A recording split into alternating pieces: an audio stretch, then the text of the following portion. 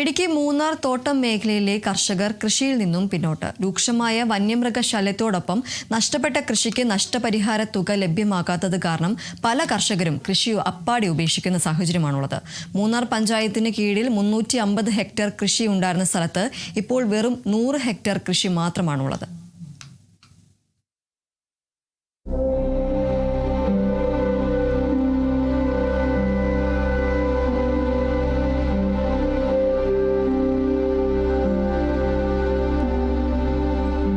யானை நாங்கள் கஷ்டப்பட்டு உண்டாக்குறோம், அதில் ஒன்றும் எங்களுக்கு மிஞ்சுறதில்லை.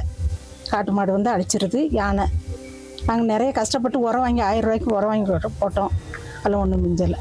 காட்டு மாடு யானைங்களோட தொல்லை அதிகமாக இருக்குது சார். நாங்கள் வந்து வயலில் எவ்வளோ தான் தோட்டத்தில் பயிர் பண்ணாலும் அழிச்சிட்டு போயிடுது. ஒவ்வொன்றத்தையும் பார்க்குறதுக்கு கண்ணு முழிச்சு நைட்டெல்லாம் காட்டு மாடு வருதா யானை வருதா அப்படின்னு சொல்லிட்டு தான் நாங்கள் பார்த்துட்ருக்கோம். ஒரு டைம் கூட தூங்கி எழுந்திருக்கும் போது பலம் பண்ணது அப்படியே இருக்கா அப்படின்றது கூட எங்களுக்கு வந்து சந்தேகமாக தான் இருக்குது. அரசாங்கம் ஏதாவது பார்த்து செய்யணும். நாங்கள் இப்போ போட்டதே ஒரு 200 கிலோவுக்கு மேலே இருக்கும், அதில் அழிஞ்சு போச்சு. அது மட்டும் இல்லாமல் நைட் டியூட்டி பார்த்துட்டு இந்த ரோடு வழியாக தான் வராங்க. யானையால் எவ்வளோ உயிரிழப்புலாம் ஏற்படுது. எங்களுக்கு அதுக்கு பாதுகாப்பும் இல்லை. காட்டு மாடுக்கும் யானைக்கும் நீங்கள் ஏதாவது பார்த்து செய்யணும்.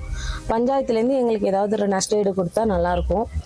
മൂന്നാർ പഞ്ചായത്തിന്റെ കീഴിൽ 350 ഹെക്ടറോളം കൃഷി ഉണ്ടായിരുന്ന സ്ഥലത്ത് ഇപ്പോൾ 100 ഹെക്ടർ മാത്രമാണ് ഉണ്ടായിരിക്കുന്നതെന്നാണ് നമുക്ക് അറിയാൻ സാധിച്ചത്. ഏതായാലും മൂന്നാറിലെ കൃഷി ഓഫീസർ സജീവൻ ടി നമ്മുടെ ഇവിടെ ഉണ്ട്. ഏതായാലും എന്താ സാറേ ഈ പിന്നോട്ട് പോകാനുള്ള ഒരു അവസ്ഥ?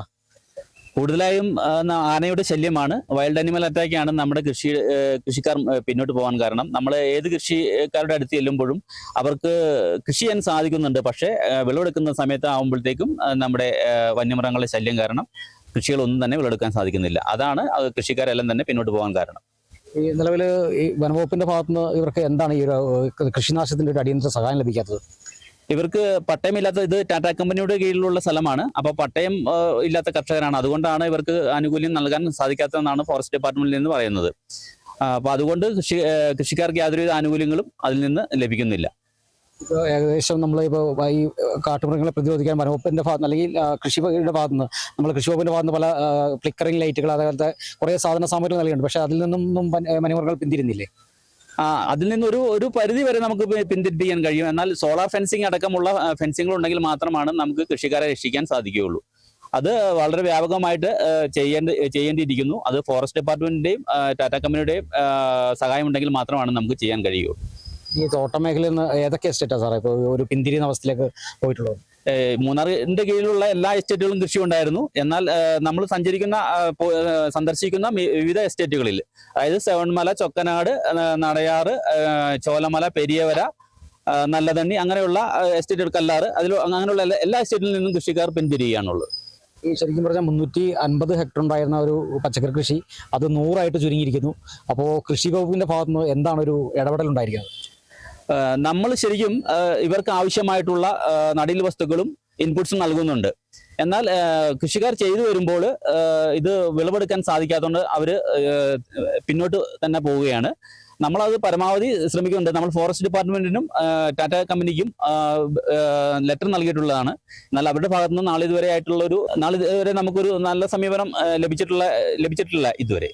അതാണ് മെയിനായിട്ട് പറയാനുള്ള ഒരു കാരണം. നിലവിൽ മുമ്പ് ഓണം, വിഷു ഒക്കെ പ്രമാണിച്ച് ഈ മൂന്നാർ പഞ്ചായത്തിന്റെ കീഴിൽ നിരവധി കർഷകർ മുന്നോട്ടെത്തി പച്ചക്കറികൾ തരുന്നൊരു സ്ഥിതിവിശേഷം ഉണ്ടായിരുന്നു. ഇപ്പോൾ അത് കുറഞ്ഞെന്നാണ് പറയുന്നത്. തീർച്ചയായും ഹോർട്ടികോർപ്പിന്റെ മുൻകാലങ്ങളിലുള്ള കണക്കുകളെടുത്ത് നോക്കിയാൽ മൂന്നാർ പഞ്ചായത്തിൽ നിന്ന് ആണ് ഭൂരിഭാഗം പച്ചക്കറികളും ഈ കേരളത്തിന്റെ വിവിധ ഭാഗങ്ങളിൽ എത്തിച്ചിരുന്നത് ഓണക്കാലങ്ങളിൽ.